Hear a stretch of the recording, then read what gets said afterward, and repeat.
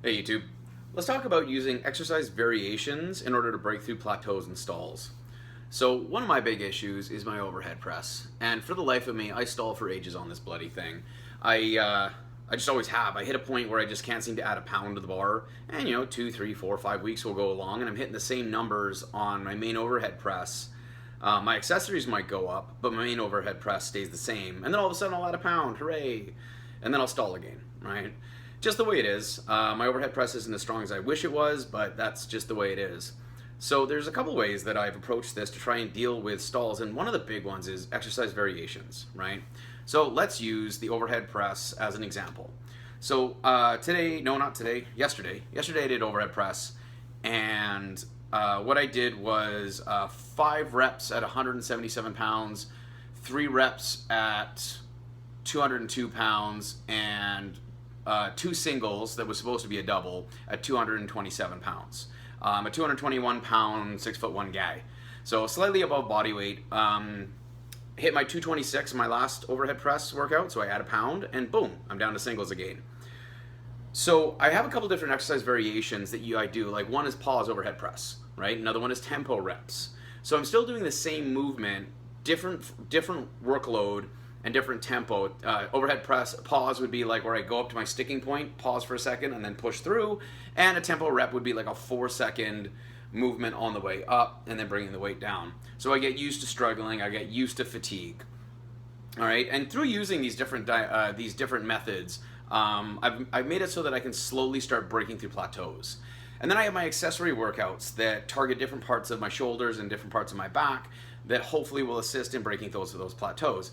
Same thing works with back squats, deadlifts, bench press, overhead press, derp, power cleans, anything that you're doing. Utilize exercise variations in order to assist with that. So let's say you're stuck on back squats. Well, you got front squats, you got hack squats, you got pistols, you've got overhead squats, you've got lunges, you've got so many different exercise variations that you can do on a back squat. The lunge isn't really a back squat, variation or squat variation. So let's fucking toss that one out. But you get my point, right?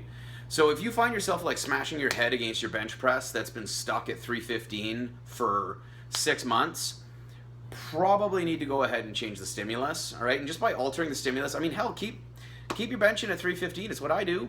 My top end sets on bench right now are 389. I did that on my last bench day. I did a sloppy double. The first one looked okay, but the second one, my butt came so far off the bench, my dick was touching the roof, so I didn't count it. But I keep my bench in there, and then I do all of my variations, because if all of a sudden the next time I go in and I hit my bench and I hit it well, I'm like, oh, things are moving, things are progressing. The other thing you can do is take the main lift out and just do variations, a la like West Side Barbell Conjugate Method, where you don't hit the main lift that you're having trouble with, you do other stuff, give the main lift a break, and then come back and hit the main lift. Food for thought, right? Obviously, you guys are keen, you guys are learned. Is that the word? Is learned a word? Learned? Meh. Right? You know that you should be hitting different variations. You shouldn't just be going in and doing a back squat and walking out, but hey, there's nothing wrong with that if that's what you want to do. I did that. I did Wendler 531, big but boring for years. It was a great program, and all it was big and boring. You did the main compounds. But, if you find yourself plateauing and you can't make progress, change the stimulus, right? And this just kind of goes along the lines of like if you're trying to lose weight or you're trying to gain weight, right? I mean, if you're not succeeding at something, you have to change the way that you're approaching it. Well, lifting's no different, right? Especially with the main compounds.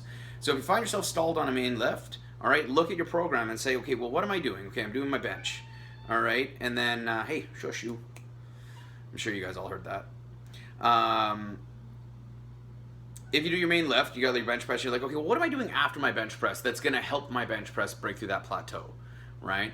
And I mean, if you're a bodybuilder and you're doing like a body part split, I get that maybe strength isn't, like, overall the weight on the bar on the bench isn't your main concern. It's going to be size, but with more weight on the bar, more size will eventually develop. That's just kind of the way things go, progressive overload.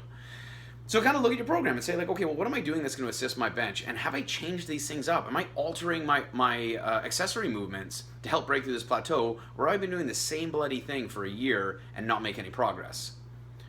Hopefully you haven't been going to the gym for a year and not made any progress. However, not gonna lie, super duper see people at the gym all the time that I look at and I'm like, you don't look any different than you did 3 years ago, and you're pushing the same weights you did 3 years ago.